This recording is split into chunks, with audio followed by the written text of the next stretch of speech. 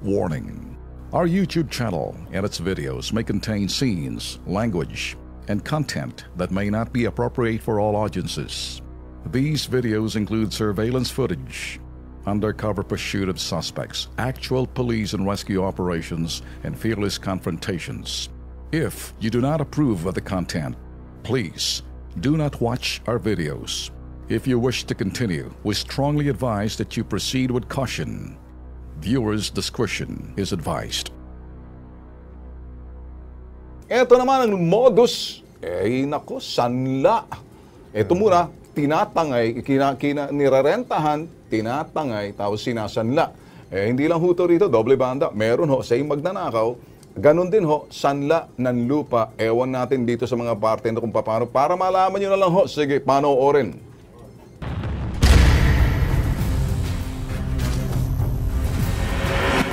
Bagong-bagong sasakyan. Ito ang bentaheng ginamit ng isang nagpakilalang si Ellen Oloson para biktimahin si Bert Esagunde, negosyante ng buy and sell sa Dasmariñas, Cavite.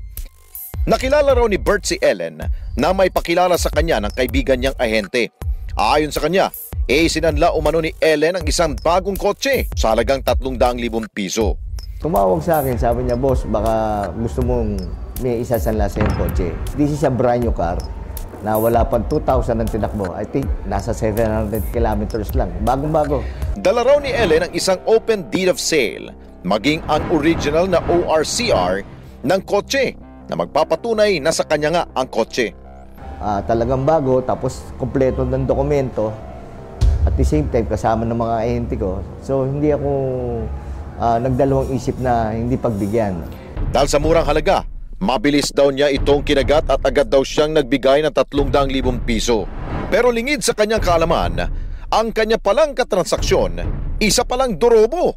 At ang kotse, napagalaman niyang karna pala. Kaya ako naman sinurrender yan kasi may mga pupunta na sa bahay. Minsan 2 kotse, minsan isang kotse, nakamotor. So, yun na lamang ko na parang karnap na yan. Nagda-doubt na ako kung so-surrender ko or what. Pero manlulokong si Ellen hindi pala nag-iisa. Kasabwat pa niya para makapanggoyo ang isang kinilalang si Liverte Tejano. Dahil napag-aralan ng kanilang grupo na madaling mabiktima si Bert, muli nila siyang niloko. Sa pagkakataong ito, titulo naman daw ng lupa ang isinanla sa biktima. Si Liberty, actually tumawag sa akin yun. Ni-refer daw siya nung driver ng nagsanla sa akin ng kotse. So, ang ginawa niya, pumunta sa bahay, tapos nag-usap kami. At yun nga, sinanla sa akin yung title ng lupa niya. 100,000 piso ang agad isinuka ni Bert. So ako naman, balibasa nagmamadali at that time at meron akong mga kausap. Hindi ko masyadong na-scrutinize yung dokumento. So matotal, pagbigyan ko siya para makuha niya yung hiniram niya sa akin ng 100,000. Huli na raw na malaman ni Bert na ang titulo na isinanla rin sa kanya ay peke rin pala. Nung una, binerify ko muna yung checking inisyo niya. So, medyo malayo at saka rural bank, medyo kinabahan ako. Ang ginawa ko, tumawag ako dun sa bangko at nakausap ko yung manager na sinabing close account na yung checking niya. At that time, pumunta na ako sa munisipyo ng Bacoor at kinonfirm ko. Yun nga, nalaman ko na peki rin yung title. Samantala, si Brando Canandang may negosyong pagpaparenta ng mga sasakyan. Biktima rin daw ni Liverte. Sabi niya, may magre-rent daw na tita niya na galing abroad. Di tiwala naman po ako sa kanya kasi yung mga anak niya sineservisan ko eh. Matapos pakagatiin sa pain ng dorobo, dito na lumabas ang tunay na motibo ng suspect. Yung August na yon, nakikipag-usap na lang sa phone, hindi na siya nagpapakita noon. Hanggang sa dumating po yung September, nung September na mga hanggang first week or second week, nagkakausap pa kami. Bago nung mga ano na, hindi ko na siya nakontak. Kilos prontong pinuntahan ng KP team ang bahay ni Liverte Tijano at Ellen Olotson sa isang subdivision sa 13 Martires, Cavite. Pero wala nang nakatira rito. Ayon sa kanya mga kapitbahay, halos araw-araw may tao naghahanap sa dalawa dahil biktima rin ng pagtangay at pagsasanla nila ng kotseng karnap at peking titulo ng lupa. Sa pag-imbestiga ng Kilos Pronto sa pagkatao ni Ellen Olson at Liverte Tijano, si Ellen kasambahay pala ni Liverte. At ang ganitong modus gamit ang mga karnap na sasakyan at peking titulo ng lupa, matagal na pala nilang ginagawa. Kasulukuyang pinaghahanap pa rin ang dalawang kawatan para hindi maloko.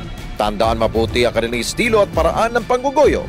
Anumang transaksyon ang matatanggap ninyo mula sa kanila, ipagbigay alam sa pulisya o dito sa Kilos Pronto. Pinakamadali yung Alex, ano? Para doon sa mga tumatanggap ng sanla. Sanla titulo, sanla ng sasakyan. Tandaan ho, may mga sindikatong ng tawag ho namin doon sa bitag. Ito ho'y totoo to, ano? Sinasanla, pagkatapos isasanla, ibebenta nila, tapos pag nabenta nila, kinakarnat nila doon sa binebenta nila. Ito ho'y recycled lang. So, ganun din sa titulo. Etong mga, kung sila ho'y successful doon sa isang modus lang, sanla, benta, karnap. Sanla, benta, karnap. Pag nabigay sa iyo, sasanla sa iyo, tapos bebenta na sa iyo kasi hindi na kayang tubusin. Pero may duplicate sila na susi. Pag na-possession mo ng sasakyan na yun, nagbayad ka na, makukuha nila ulit.